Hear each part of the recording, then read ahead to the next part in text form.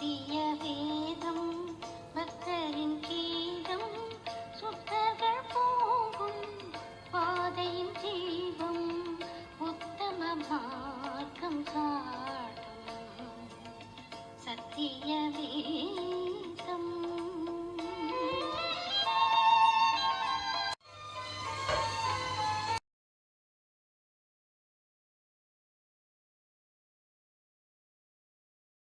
ஏசாயா தீர்க்கதரிசியின் புஸ்தகம் 37ஆம் அதிகாரம்.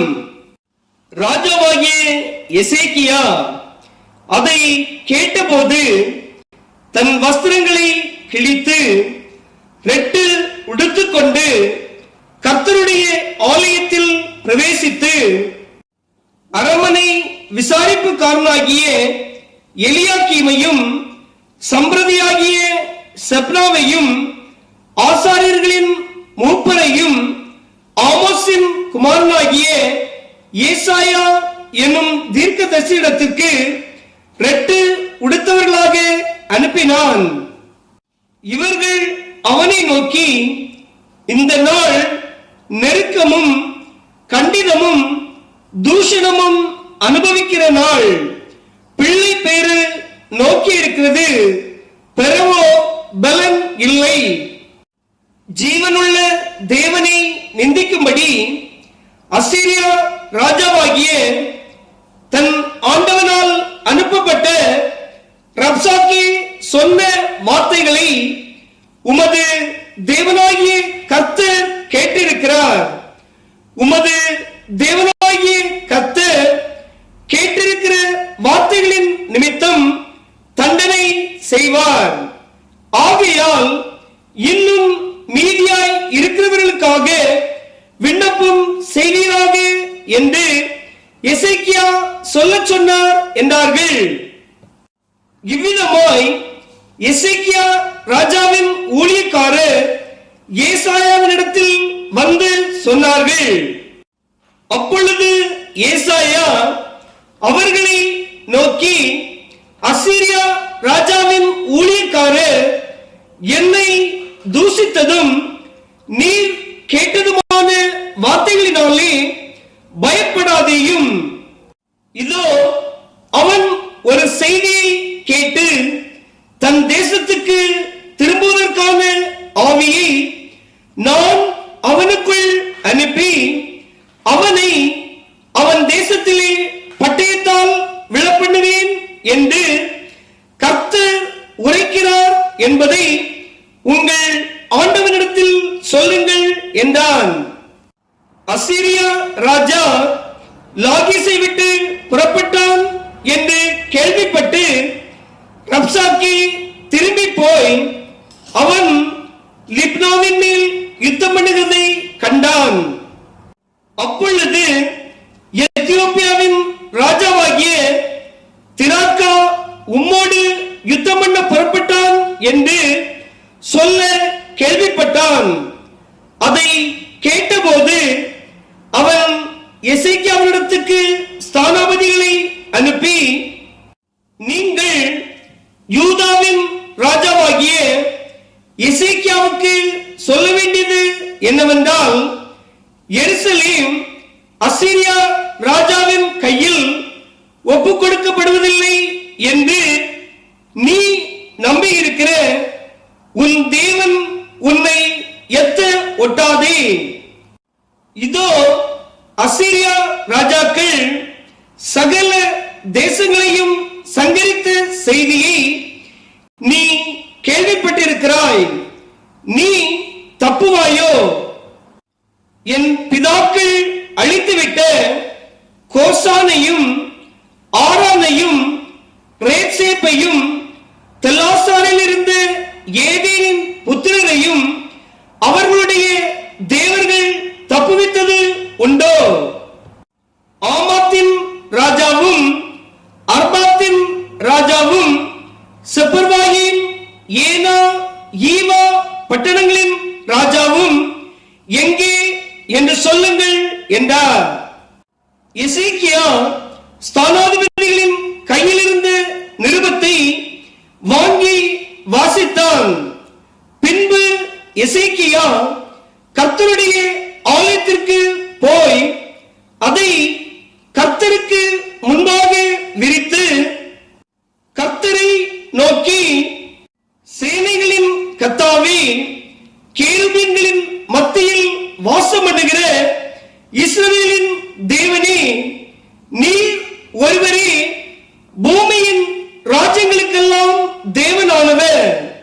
நீர் வானத்தையும் பூமியையும் உண்டாக்கினீர்.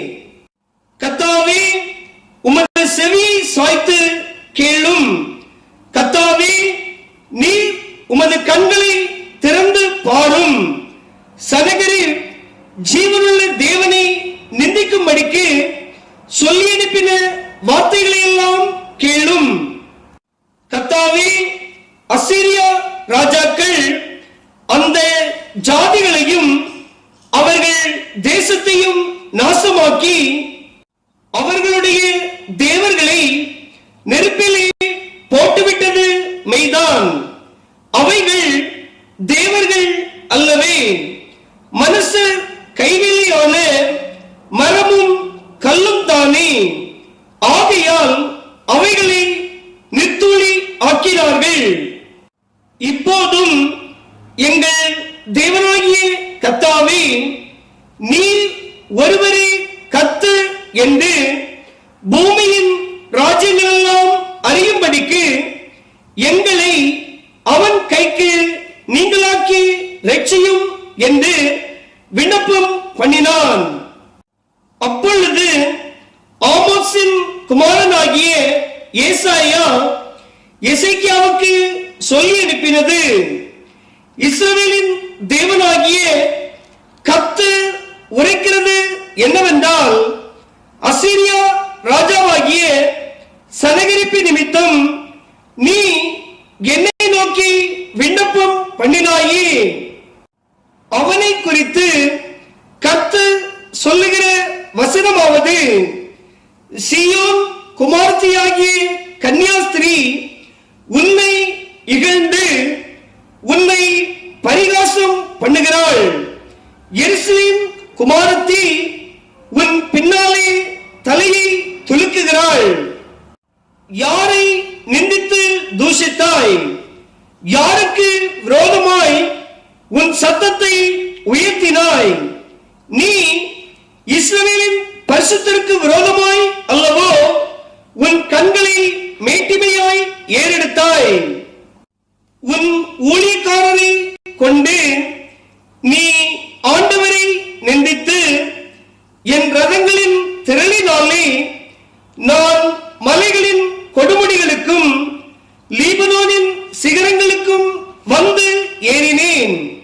அதன் உயரமான கேதுரு மரங்களையும் உச்சிதமான தேவதாரு விருட்சங்களையும் நான் வெட்டி உயர்ந்த அதன் கடைசி எல்லை மட்டும் அதன் செழுமையான வன மட்டும் வருவேன் என்றும், நான் கிணறு வெட்டி தண்ணீர் குடித்தேன், என் உள்ளக்காலினால் அரணிப்பான இடங்களின் அகழிகளை எல்லாம் வரலவும் பண்ணினேன் என்றும் சொன்னாய்.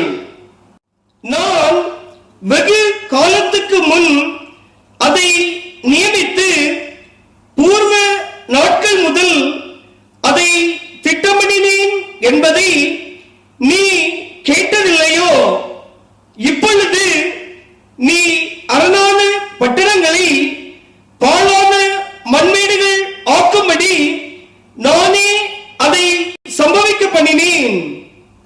அதனாலே அவைகளின் குடிகள் கை இழைத்தவர்களாகி கலங்கி வெட்கப்பட்டு வெளியின் பூண்டுக்கும் பச்சிலைக்கும் வீடுகளின் மேல் முளைக்கும் புல்லுக்கும் ஓங்கி வளரும் முன் தீர்ந்து போம் பயிருக்கும் சமானமானார்கள்.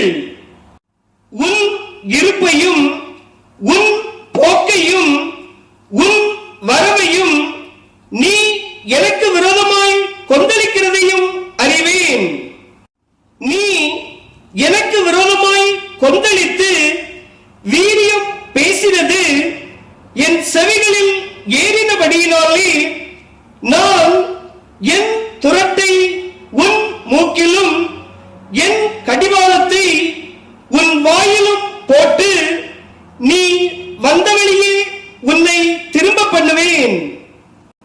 உனக்கு அடையாளமாய் இருப்பது என்னவென்றால், இந்த வருஷத்திலே தப்பி பயிராகிறதையும் இரண்டாம் வருஷத்திலே தானாய் விளைகிறதையும் சாப்பிடுவீர்கள்.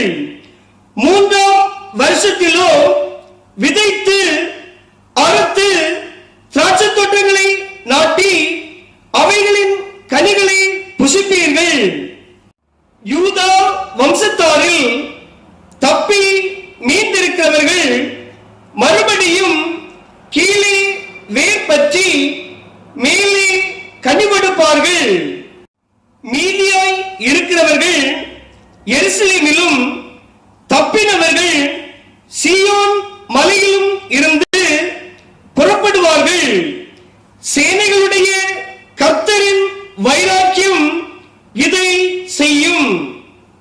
ஆகையால் கர்த்தர் அசீரியா ராஜாவை குறித்து, அவன் இந்த நகரத்துக்குள் பிரவேசிப்பதும் இல்லை, இதன் மேல் அம்பு எய்வதும் இல்லை, இதற்கு முன்பாக கேடகத்தோடு வருவதும் இல்லை, இதற்கு எதிராக கொத்தளம் போடுவதும் இல்லை. அவன் இந்த நகரத்துக்குள் பிரவேசியாமல் தான் வந்த வழியே திரும்பி போவான். என் நிமித்தமும் என் தாசனாகிய தாவீதின் நிமித்தமும் நான் இந்த நகரத்தை ரட்சிக்கும்படிக்கு இதற்கு ஆதரவாய் இருப்பேன் என்பதை கர்த்தர் உரைக்கிறார் என்று சொல்லி அனுப்பினான். அப்பொழுது கர்த்தருடைய தூதன் புறப்பட்டு அசீரியரின் பாளையத்தில் 185,000 பேரை சங்கரித்தான்.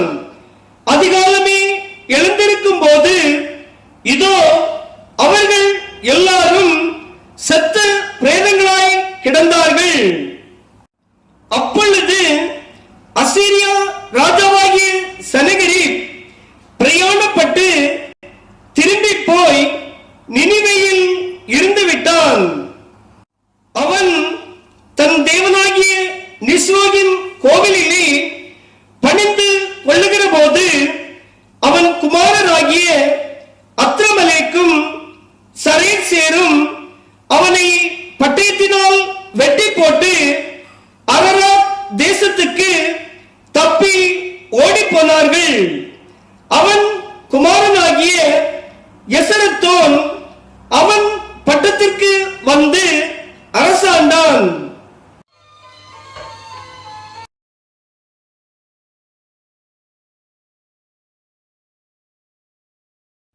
ஏசாயா தீர்க்கதரிசியின் புஸ்தகம் 38ஆம் அதிகாரம். அந்நாட்களில் எசேக்கியா வியாதிப்பட்டு மரணத்துக்கு ஏதுவாய் இருந்தான்.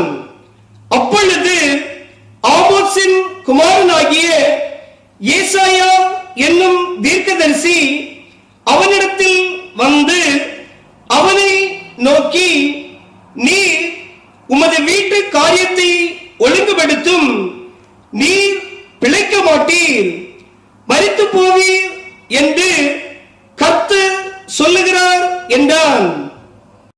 அப்பொழுது எசேக்கியா தன் முகத்தை சுவர்புறமாக திருப்பிக் கொண்டு கர்த்தரை நோக்கி, ஆ கர்த்தாவே, நான் உமக்கு முன்பாக உண்மையும் மன உத்தமமாய் நடந்து உமது பாதைக்கு நலமானதை செய்தேன் என்பதை நினைத்தருளும் என்று விண்ணப்பம் பண்ணி எசேக்கியா மிகவும் அழுதான். அப்பொழுது ஏசாயாவுக்கு உண்டான கர்த்தருடைய வார்த்தையாவது, நீ போய் எசேக்கியாவை நோக்கி, உன்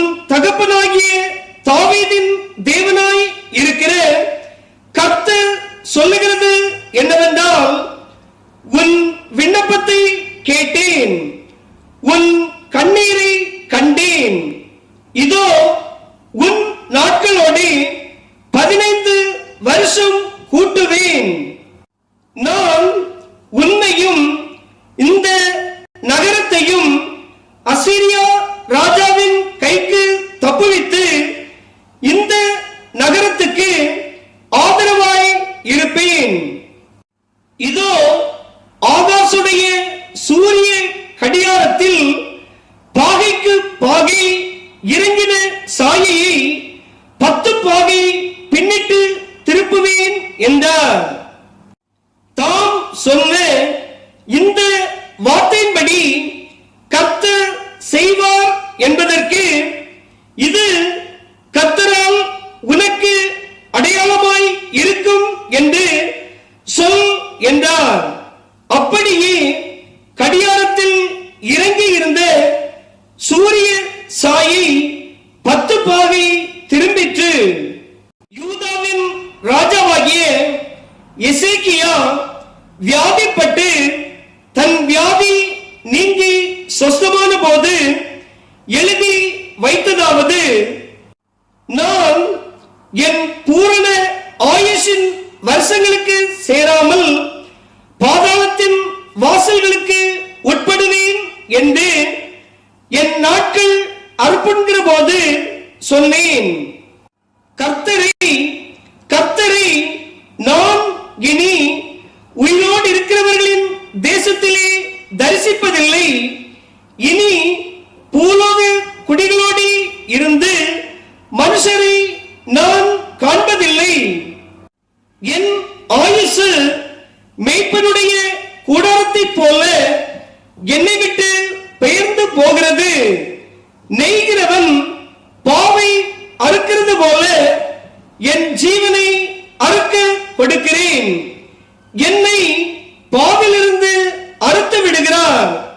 இன்று இரவுக்குள்ளே என்னை முடிவடைய பண்ணுவீர். விடியற்காலம் மட்டும் நான் எண்ணமிட்டுக் கொண்டிருந்தேன். அவர் சிங்கம் போல என் எலும்புகளை எல்லாம் நொறுக்குவார்.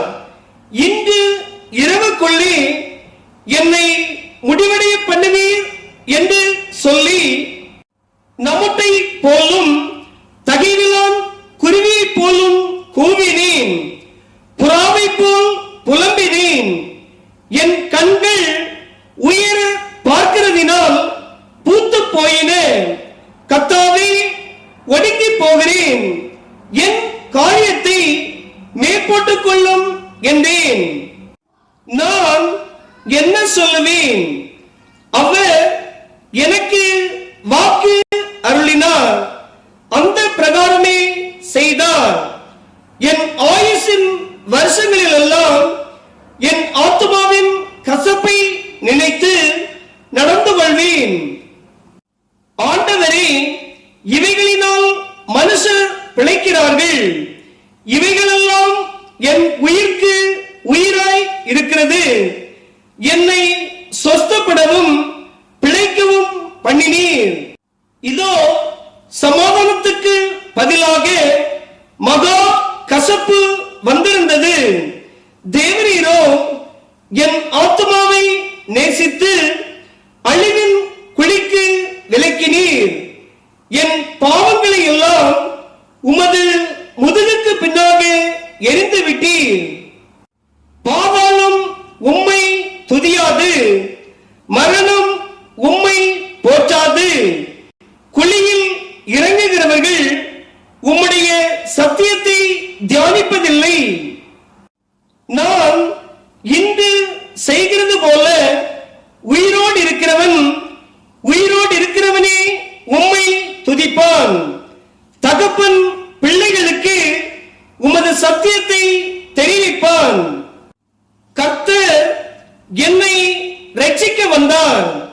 ஆகையால் எங்கள் ஜீவ நாளெல்லாம் கர்த்தருடைய ஆலயத்திலே என் கீத வாத்தியங்களை வாசித்து பாடுவோம் என்று எழுதி வைத்தான். அத்திப்பழத்து அடையை கொண்டு வந்து பிளவையின் மேல் பற்று போடுங்கள். செய்யுங்கள், அப்பொழுது பிழைப்பார் என்று ஏசாயா சொல்லி இருந்தான். அப்பொழுது எசேக்கியா, நான் கர்த்தருடைய ஆலயத்துக்கு போவதற்கு அடையாளம் என்ன என்று